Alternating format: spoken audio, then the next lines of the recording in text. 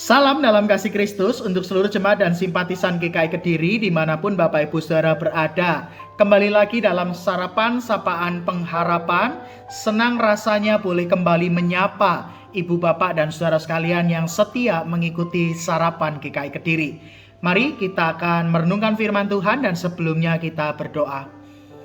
Tuhan, kami bersama hendak merenungkan firman-Mu, maka berkatilah supaya perenungan firman ini menolong kami untuk semakin menghidupi firman Tuhan dalam keseharian kami dan hidup kami semakin selaras dengan kehendak Tuhan. Bersabdalah karena kami siap untuk mendengarkan ya Tuhan. Demi Kristus kami berdoa. Amin. Bapak Ibu, sarapan kita pagi ini akan mengambil tema godaan ketiga, pria atau wanita. Diambil dari bacaan Ibrani pasal yang ke-13 ayat yang ke-4.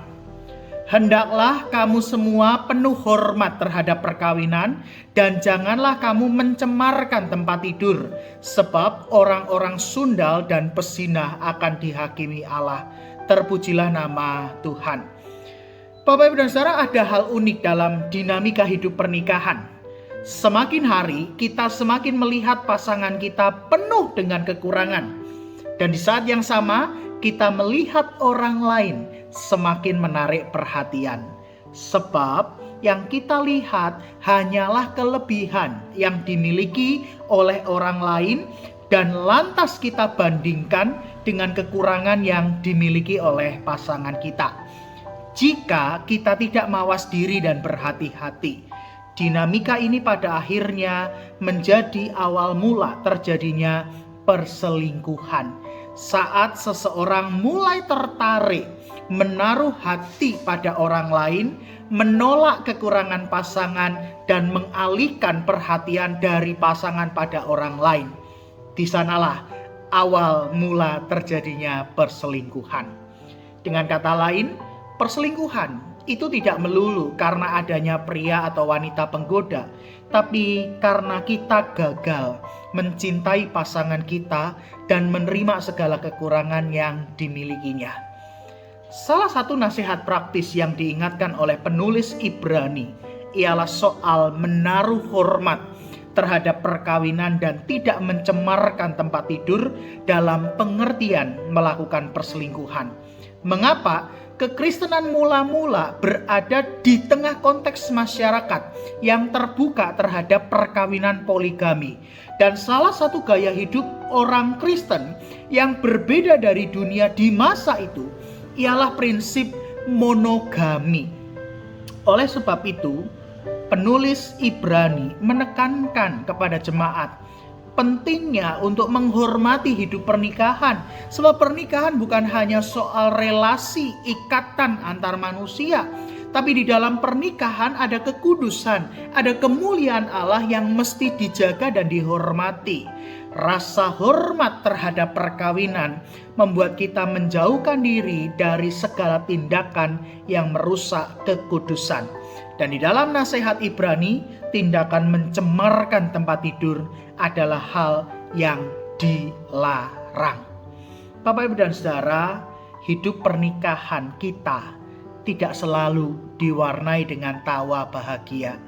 Kadangkala ada luka dan kecewa terhadap pasangan, sebab pasangan kita bukan orang yang sempurna. Jika bertambah hari, semakin banyak kekurangan yang kita jumpai, maka ingatlah, pasangan kita pun juga pasti menemukan hal yang sama dari hidup kita.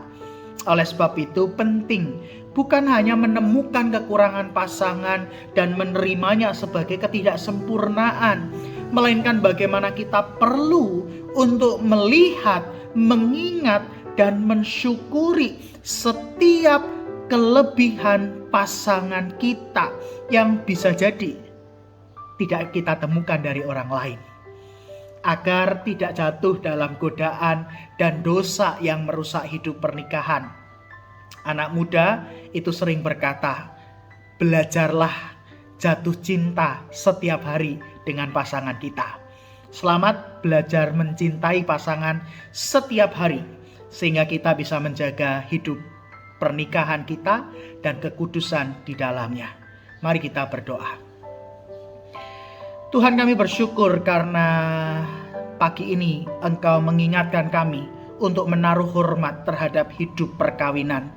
Maka bentengilah kami, kuatkanlah kami, dan mampukanlah kami untuk dapat menjaga dan memelihara kekudusan hidup pernikahan yang Tuhan anugerahkan.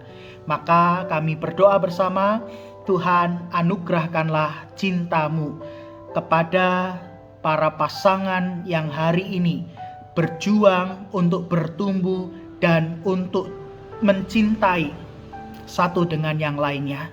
Kiranya hidup pernikahan diberkati Tuhan, pasangan suami istri, Tuhan juga tumbuhkan cinta di antara mereka, sehingga keluarga yang dibangun, keluarga yang sedang dijalani, hidup keluarga itu dipenuhi dengan sukacita, damai sejahtera, dan cinta Tuhan.